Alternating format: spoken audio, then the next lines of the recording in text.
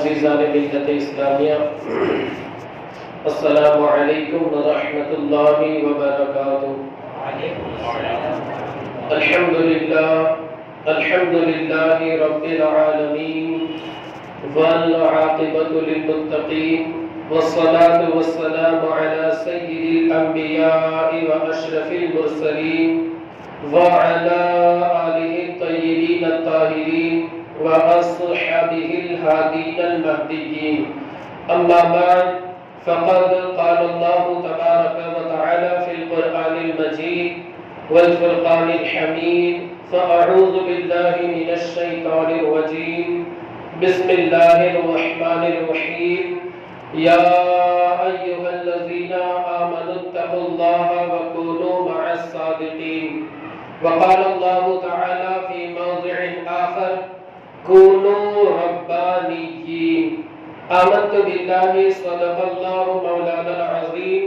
وبلغنا رسوله النبي الأمين المتين المكين المختار الكريم،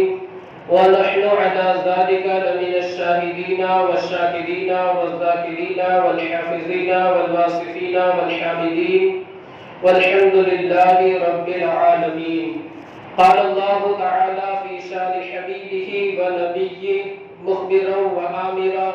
إن الله وملائكته يصلون على النبي يا أيها الذين آمنوا صلوا عليه وسلموا تسليما. اللهم صل على سيدنا ومولانا محمد معدن الجود والكرم وآلہ الکرام وابنہ الکریم وبارک وسلم. امام اہل سنت حضور اعلی حضرت الشاہ امام احمد رضا خان فاضل بریلوی علیہ الرحمت والرضوان کیا ہی خوب ارشاد فرماتے ہیں کہ لحد نے عشق رخ شہ کا داغ لے کے چلے، اندھیری رات سنی تھی چراغ لے کے چلے، اور تیرے غلاموں کا نقش قدم ہے راہ خدا، تیرے غلاموں کا نقش قدم ہے راہ خدا، وہ کیا بہک سکے جو یہ سراغ لے کے چلے. عزیزان ملت اسلامیہ، قرآن عظیم میں اللہ رب العزت ارشاد فرماتا ہے: یا ایھا الذین آمنوا اتقوا اللہ وکونوا مع الصادقین. اے ایمان والو، اللہ سے ڈرو اور سچوں کے ساتھ ہو جاؤ. سچوں کے ساتھ ہونے کا حکم اللہ رب العزت نے اپنے ڈر کا حکم دینے کے بعد، اپنی ذات مقدسہ سے ڈرنے کا حکم دینے کے بعد فوراً ارشاد فرمایا کہ سچوں کے ساتھ ہو جاؤ. پتہ یہ چلا کہ اگر بندہ سچوں کے ساتھ ہو جاتا ہے، اگر بندہ اللہ والوں کے ساتھ ہو جاتا ہے، اگر بندہ نیک لوگوں کے ساتھ ہو جاتا ہے، اللہ کے محبوب اور مقرب برگزیدہ بندوں کے ساتھ اگر اللہ ہو جاتا ہے، اللہ کے جو بندے ہیں وہ ہو جاتے ہیں، ان کا دامن تھام لیتے ہیں، اللہ کے نیک بندوں کا دامن اگر لوگ تھام لیتے ہیں تو یہی اللہ والے، یہی اللہ کے برگزیدہ بندے، اللہ کے مقرب، اللہ کے محبوب بندے مخلوق کو خدا تک پہنچا دیا کرتے ہیں. عزیزان ملت اسلامیہ، اور صالحین کے ذکر کے وقت، صالحین نیک لوگوں کا، اللہ کے محبوبوں کا جب ذکر ہوتا ہے تو ایک تابعی حضرت سفیان بن عیینہ فرماتے ہیں کہ عند ذکر الصالحین تنزل الرحمہ، کہ صالحین کے ذکر کے وقت، اللہ والوں کو یاد کرنے کے وقت رحمت الہی کا نزول ہوتا ہے. اللہ رب العزت ہمیں بھی اپنی رحمتوں کا حصہ نصیب فرمائے. عزیزان ملت اسلامیہ، جیسا کہ محسن سورت کی سرزمین پر جنہوں نے 50 سال تک اپنا خون پسینہ ایک کر کے سنیت کے چمن کو سینچا ہے، جس ذات کا اسم گرامی سید مقصود غازی ربانی المعروف بھی مفسر قرآن علیہ رحمت و رضوان، اللہ اکبر. سورت کی سرزمین پر جو آج کچھ سنیت ہے، سورت کی سرزمین پر جو آج کل دینداری دیکھنے میں آتی ہے، یقیناً یہ ان دونوں بزرگان دین علیہم الرحمت والرضوان کا فیضان کرم ہے. ایک تو سید مقصود غازی ربانی اور دوسرے مفتی اعظم مہاراشٹر مفتی مجیب اشرف علیہم الرحمت والرضوان کی ذات مقدسہ ہے. اگر یہ دونوں بزرگ ان کی تشریف آوری سورت میں نہ ہوتی تو آج سورت جس مقام پر آپ کو نظر آتا ہے اس مقام پر نظر نہیں آتا. یقیناً ان دونوں بزرگان دین نے رات دن ایک کر کے اپنا خون پسینہ ایک کر کے سنیت سنت کو آباد کیا ہے، سنیت کو بسایا ہے، مسلک اعلیٰ حضرت کا نعرہ لگانے والے افراد کو تیار کیا ہے۔ تو آج چونکہ سید سرکار مقصود غازی ربانی مفسر قرآن کا عرس مبارک ہے، اسی مناسبت سے آپ کی شان اقدس میں کچھ کلمات میں بیان کرنے کی کوشش کروں گا۔ مولا عز و جل ہم تمام لوگوں کو ان بزرگان دین کے نقش قدم پر چلنے کی توفیق رفیق عطا فرمائے۔ عزیزان ملت اسلامیہ، سب سے پہلے ہم بات کرتے ہیں ربانی کی کہ ربانی لفظ جو ہے اس کا معنی کیا ہے۔ آپ ذرا سوچیں، آپ نے سنا ہوگا علماء سے کہ ربانی کا جو لفظ ہوتا ہے اس کے تعلق سے مفسرین کرام بیان فرماتے ہیں یہ قرآن عظیم کے اندر بھی متعدد مقامات پر آیا ہوا۔ تیسرے پارے کے اندر سورہ آل عمران میں اللہ رب العزت ارشاد فرماتا ہے کونو ربانیین، اللہ والے بن جاؤ، رب والے بن جاؤ۔ مفسرین کرام بیان فرماتے ہیں کہ ربانی کا مطلب کیا ہوتا ہے، ربانی کا معنی کیا ہوتا ہے؟ تو مفسرین کرام بیان فرماتے ہیں ربانی اس عالم دین کو کہا جاتا ہے جو عالم ہونے کے ساتھ ساتھ باعمل ہو، اپنے علم پر عمل کرتا ہو اور ساتھ ہی ساتھ متقی ہو، پرہیزگار ہو، تقوی کا پیکر ہو، خشیت ربانی سے اس کا سینہ معمور ہو اور ساتھ ہی ساتھ اللہ نے اسے فقیہ اعظم بھی بنایا ہو۔ آپ قربان جائیں، اللہ رب العزت نے سید مقصود غازی ربانی کو یہ تمام کے تمام اوصاف عطا فرمائے ہیں۔ یقیناً آپ کی ذات مقدسہ جو تھی وہ ربانی لقب کے اعتبار سے نہیں تھی بلکہ حقیقت کے اعتبار سے تھی، اور اگر کسی شخص اور کسی مرید کے بارے میں اپنا پیر تقوی کی بشارت دے، اس کا جو پیر ہے، اس کے پیر و مرشد ہے، اس کے شیخ ہے، شیخ طریقت ہے، شیخ شریعت ہے،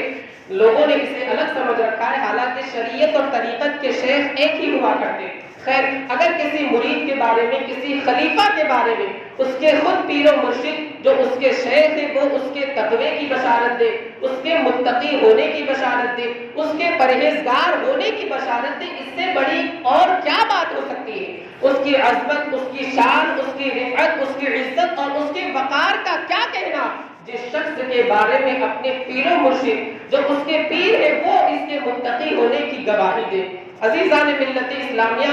حضرت سید مقصود غازی ربانی کے دو دادا جان تھے جن کا اسم گرامی شیخ المشائخ سید عبدالرب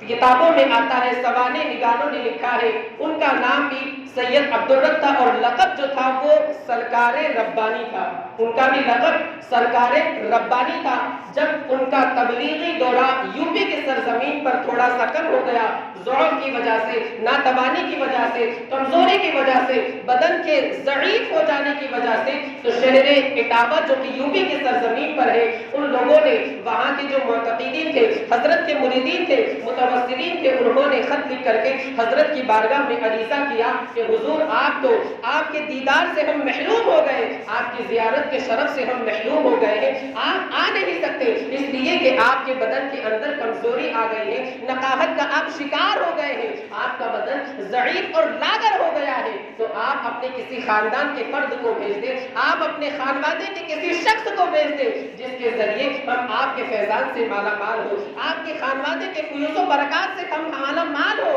اور اس شرف سے ہم محروم نہ ہو جائے، اس سعادت سے ہم محروم نہ ہو جائے۔ اپنے گھر کے فرد کو بھیج دے، اپنے کسی خاندان کے شخص کو بھیج دے۔ عزیزان ملت اسلامیہ، اس وقت عبدالرب صاحب نے، سید جن کا نام غازی ربانی جن کا لقب بھی تھا، انہوں نے اگر کسی ذات کا انتخاب کیا، اس وقت انہوں نے اس کام کے لیے، اس خدمت کو انجام دینے کے لیے، خدمت دینیہ کو، خدمت اسلامیہ کو انجام دینے کے لیے اگر کسی ذات کا انتخاب کیا تو وہ مفسر قرآن سید مقصود غازی ربانی کی ذات کریمہ تھی۔ عزیزان ملت اسلامیہ، اسی سے ہمیں پتہ چلتا ہے کہ سید مقصود غازی ربانی مفسر قرآن کا مقام اور مرتبہ کیا تھا، ان کی عظمتوں اور رفعتوں کا کیا کہنا، اور اتنے پر بس نہیں بلکہ کتابوں میں آیا ہے، جو سوانح نگار حضرات ہیں انہوں نے لکھا ہے کہ آپ نے ایک خط بھی روانہ فرمایا، ایک مکتوب روانہ فرمایا، اس میں لکھا تھا باقاعدہ کہ میں نے اپنے خاندان کے سب سے متقی اور پرہیزگار شخص کو بھیجا۔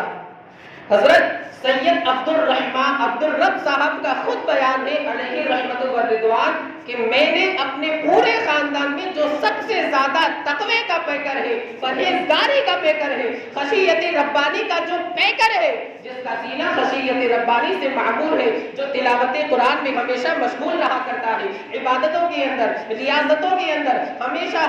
مشغول رہا کرتا ہے، مصروف رہا کرتا ہے، میں نے ایسی ذات کا انتخاب کیا ہے، یہ میرے خاندان میں سب سے بڑا متقی اور پرہیزگار ہے، یہ میرا پوتا ہے اور میرا مرید ہے۔ آپ یاد رکھیں، مرید کے بارے میں، خلیفہ کے بارے میں اللہ اکبر، پیر اس بات کی گواہی دے کہ وہ سب سے زیادہ متقی اور پرہیزگار ہے، سب سے بڑا عابد و زاہد ہے پورے خاندان میں، اس پیر، اس مرید کی شان کا کہنا کیا کہنا، اس مرید کی عظمتوں کا کیا کہنا۔ اور کتاب میں آگے لکھا ہے کہ آپ کے جو بڑے بھائی تھے جن کا نام سید مظہر ربانی تھا، بمبئی کے سرزمین کے اوپر ایک جلسے کے اندر، اسٹیج کے اوپر، باقاعدہ ایک محفل کے اندر، ایک جلسے میں، ایک بزم کے اندر آپ نے اعلان کیا تھا اور کہا تھا کہ یہ میرا چھوٹا بھائی ہے، اس کا نام مقصود غازی ربانی ہے، مگر یہ عمر میں مجھ سے چھوٹا ہے، تقوی کے اعتبار سے اگر دیکھا جائے تو یہ مقصود ربانی تقوی میں مجھ سے بڑا ہوا ہے۔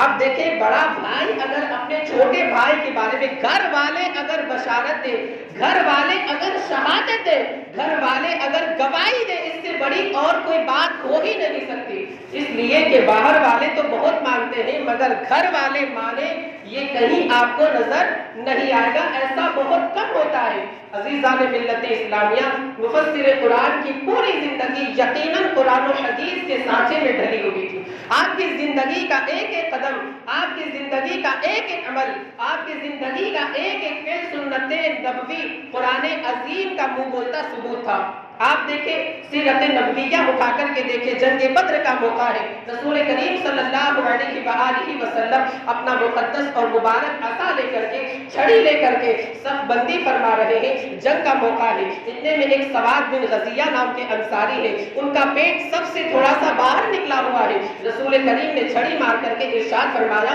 استوی یا سواد، سواد برابر کھڑے ہو جاؤ۔ حضرت سواد بن غزیہ انصاری نے بارگاہ رسالت میں عریضہ کیا، یا حبیبی، یا رسول اللہ علیہ الصلوۃ والتسلیم، آپ نے جو مجھے ضرب لگائی ہے، آپ نے جو مجھے مارا ہے، آپ نے مجھے جو چوٹ پہنچائی ہے، میں اس کا بدلہ چاہتا ہوں، میں اس کا قصاص چاہتا ہوں، میں اس کی جزا چاہتا ہوں، میں اس کا بدلہ لے کر کے رہوں گا۔ اللہ کے رسول صلی اللہ علیہ وآلہ وسلم نے اپنے مقدس اور مبارک جامے کو اٹھا دیا، پیراہن اقدس کو اٹھا کر کے ارشاد فرمایا، لو یہ محمد عربی کا پیٹ حاضر ہے، اپنا قصاص لے لو، اپنا بدلہ لے لو، اپنی جزا لے لو، اور تمہارا جو مطالبہ ہے وہ پورا کر لو۔ حضرت سواد بن غزیہ انصاری کے تعلق سے سیرت کی کتابوں میں آتا ہے، انہوں نے دیکھا کہ محبوب کا پیٹ کھلا ہوا ہے، اس سے بڑا اور کون سا موقع آئے گا، اتنا حسین موقع، اتنا خوبصورت موقع، اتنا قیمتی لمحہ اور کون سا آئے گا۔ حضرت سواد بن غزیہ انصاری دوڑ کر کے رسول اللہ کے قریب جاتے ہیں اور مبارک اور مقدس پیٹ کا بوسہ لے لیتے ہیں، اور جس میں اطہر کو، اللہ اکبر، وہ جسم، وہ پسینہ، امام فرماتے ہیں کہ واللہ جو مل جائے میرے گل کا پسینہ، مانگے نبی نہ مانگے نہ کبھی عطر، نہ پھر چاہے دلہن پھول، کیا مہکتے ہیں مہکنے والے، وہ پہ چلتے ہیں بھٹکنے والے۔ خیر، اللہ کے رسول صلی اللہ علیہ وسلم کے جسم اقدس کو اپنے جسم سے بالکل ملا لیا۔ رسول اللہ نے ارشاد فرمایا، سواد یہ کیا کر رہے ہو؟ حضرت سواد بن غزیہ انصاری نے بارگاہ رسالت میں مؤدب طریقے سے، احترام کے ساتھ، بالکل مؤدب انداز میں عرض کیا، یا حبیبی، یا رسول اللہ علیہ الصلوۃ والتسلیم، یہ جنگ کا موقع ہے، یہ غزوے کا موقع ہے، یہ لڑائی کا موقع ہے، کیا بتا سواد اگر جنگ میں کام آ گیا، سواد اگر جنگ میں شہید ہو گیا، سواد اگر جنگ میں اسے قتل کر دیا گیا، پھر یہ موقع، یہ حسین موقع، یہ خوبصورت موقع، یہ قیمتی لمحہ سواد کو میسر ہو یا نہ ہو، سواد کے حصے میں یہ آئے یا نہ آئے، سواد کو یہ نصیب ہو یا نہ ہو، سواد اس لمحے کو فراموش نہیں کرنا چاہتا، سواد اس لمحے کو بھلانا نہیں چاہتا، اس موقع کے فائدے کو اٹھائے بغیر سواد نہیں رہ سکتا۔ اسی لیے میں نے سوچا کہ جنگ کا موقع ہے، کہیں کوئی بھروسہ نہیں کہ میں جنگ میں شہید ہو جاؤں، یہ زندہ بچ کر کے واپس آ جاؤں، مگر محبوب کے قدموں کا جو بوسہ ہے، محبوب کے پیٹ کا جو بوسہ ہے، وہ زندگی میں مجھے کبھی میسر ہو یا نہ ہو، اس کے بارے میں نہیں کہا جا سکتا۔ اسی اسی وجہ سے میں نے اس موقع کو غنیمت سمجھتے ہوئے آپ کے مقدس پیٹ کا بوسہ لے لیا ہے، آپ کے بدن اقدس کا بوسہ لے لیا ہے اور آپ کے جسم اطہر کو اپنے جسم سے ملا لیا ہے۔ رسول کریم صلی اللہ علیہ وآلہ وسلم نے اپنے مقدس اور معزز مبارک صحابی کے ایک جذبے کو دیکھا تو قدر فرماتے ہوئے رسول کریم صلی اللہ علیہ وسلم نے خیر و برکت کی دعاؤں سے نواز دیا۔ عزیزان ملت اسلامیہ، آپ دیکھیں کہ تاریخ میں آتا ہے کہ انہوں نے جو قصاص کا مطالبہ کیا تھا اس مطالبے سے انہوں نے رجوع کر لیا کہ میں رسول کریم صلی اللہ علیہ وآلہ وسلم سے کسی قسم کا مطالبہ نہیں کروں گا، اس لیے کہ میرا تو صرف یہی منشا تھا، یہی ارادہ تھا کہ محبوب کے پیٹ کا مجھے بوسہ مل جائے اور وہ مجھے مل گیا، میں خوش ہوں، اسی پر میں ناز کرتا ہوں، اسی پر میں فخر کرتا ہوں۔ عزیزان ملت اسلامیہ، آپ ذرا دیکھیں، اس سے ہمیں پتہ چلتا ہے کہ اللہ کے رسول پیغمبر اعظم مختار کائنات سرور کائنات امام الانبیاء صلی اللہ تعالی علیہ وسلم، ان کا یہ حال ہے کہ ایک ادنا امتی، ظاہر سی بات ہے نبی کے سامنے تو امتی کی حیثیت ادنا ہی کی حیثیت ہوگی، ایک امتی جو آپ کے صحابی ہے، اللہ اکبر، جب وہ قصاص کا مطالبہ کرتے ہیں، جزا کا مطالبہ کرتے ہیں، بدلے کا مطالبہ کرتے ہیں تو رسول اللہ نے منع نہیں فرمایا بلکہ فوراً اپنے پیٹ کو اٹھا کر کے، اپنے کپڑے کو اٹھا کر کے، اپنے جامہ مبارک کو اٹھا کر کے، اپنے پیراہن اقدس کو اٹھا کر کے قصاص کے تعلق سے تیار ہو گئے۔ اس کی جھلک، اس کا پرتو، اس کا عکس مفسر قرآن سید مقصود غازی ربانی کی زندگی میں نمایاں طور پر نظر آتا ہے۔ اسی صورت کی سرزمین ہے عالی جناب حاجی عبد القادر صاحب جو کہ سلامت پورہ کے اندر رہتے ہیں، حضرت کے خادمین میں ان کا شمار ہوتا ہے۔ ان کا بیان ہے، ایک مرتبہ کی بات ہے کہ حضرت پروگرام کے لیے، ایک جلسے کے لیے، ایک محفل کے بعد ایک تقریر کے لیے، ایک تقریر کے بندے کو جانتے ہو یا نہیں، کیا اس بندے کی پہچان تمہیں ہے یا نہیں؟ عالی جناب حاجی عبد القادر صاحب نے کہا کہ ہاں میں اس بندے کو جانتا ہوں۔ خیر اس بندے سے رابطہ کیا گیا اور اس سے کہا گیا کہ حضرت نے تمہیں یاد فرمایا ہے، حضرت تمہیں مدعو کر رہے ہیں، حضرت تمہیں بلا رہے ہیں۔ پہلے تو وہ شخص گھبرا گیا، حضرت کے جلال کو، حضرت کے غضب کو پہلے ہی وہ بندہ دیکھ چکا تھا، مزید خوف زدہ ہو گیا، دہشت زدہ ہو گیا، اس نے آنے سے انکار کر دیا، معافی مانگنے لگا کہ میں حضرت سے مجھے ڈر لگتا ہے، حضرت سے مجھے خوف آتا ہے، میں حضرت کی بارگاہ میں نہیں آ سکتا، میرے بس میں نہیں ہے کہ حضرت کا سامنا کروں۔ علی جناب عبد القادر صاحب نے اصرار کیا، پیغام اصرار کے بعد وہ بندہ آنے کے لیے تیار ہو گیا۔ تاڑ والی مسجد کی بات ہے، اسی سلامت پورے کے اندر تاڑ والی مسجد کے پاس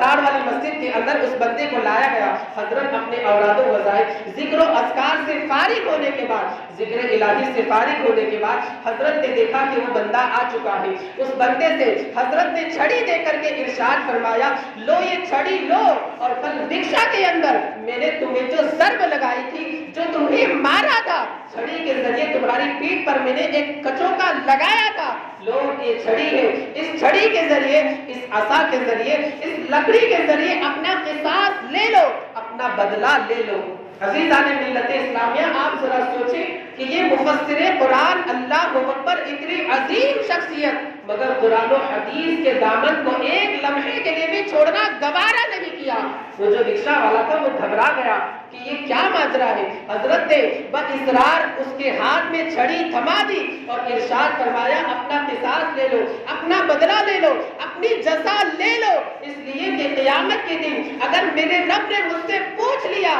کہ مقصود تو نے میرے بندے کو ایک چھڑی ماری تھی، تو مقصود بارگاہ خداوندی میں، بارگاہ عزتی میں کیا جواب دے گا؟ میں اپنے رب سے خائف ہوں، مجھے اپنے رب کا خوف ہے، میں اپنے رب کے غضب سے بہت ڈرتا ہوں، قیامت کے دن سے مجھے بہت ڈر ہے۔ لو یہ چھڑی لو، لو یہ عصا لو، لو یہ لکڑی لے لو اور اپنا قصاص لے لو، یا تو پھر مجھے معاف کر دو۔ اس بندے نے کہا، اس بندے کی آنکھوں سے آنسو جاری ہو گئے۔ وہ بندہ کہنے لگا کہ حضرت میں آپ کو معاف کرتا ہوں، میری یہ طاقت نہیں ہے، میری استطاعت نہیں ہے، میرے یہ بس میں دے رہی ہے کہ آپ کے اوپر میں چھڑی اٹھاؤ، آپ کے اوپر میں لکڑی اٹھاؤ، آپ کے اوپر میں عصا کو اٹھاؤ، میری یہ جرت نہیں ہے، میری استطاعت میں نہیں ہے، میں آپ کو معاف کرتا ہوں۔ خیر وہ رکشہ والا باہر چلا جاتا ہے، یہ دیکھ کر کے جتنے لوگ حاضر تھے، جتنے سامعین تھے، جتنے موجودین تھے، سارے کے سارے لوگوں کی آنکھیں اشکبار ہو جاتی ہے، اور دیکھا ان لوگوں نے کہ حضرت کا تقویٰ، حضرت کی خشیت اور خوف خدا حضرت کے دل میں کس قدر بسا ہوا تھا۔ اسی سے سید مقصود غازی ربانی کے تقوی کا، خشیت کا، خوف الہی کا پتہ چلتا ہے۔ مولا عز و جل ہمیں بھی سید مقصود غازی ربانی اور تمام بزرگان دین کے نقش قدم پر چلنے کی توفیق رفیق عطا فرمائے۔ میں اسی پر اپنی گفتگو کو ختم کرتا ہوں کہ نکالی سینکڑوں نے یہ پانی کچھ تو کم ہوگا، مگر پھر بھی میرے دریا کی طغیانی نہیں جاتی، غرق تمام ہوا اور مدح باقی ہے۔ ایک سفینہ چاہیے اس بحر بے قرار کے لیے۔ وآخر دعوانا ان الحمد للہ رب العالمین۔ السلام علیکم ورحمۃ اللہ وبرکاتہ۔ سبحان اللہ، سبحان اللہ، سبحان اللہ۔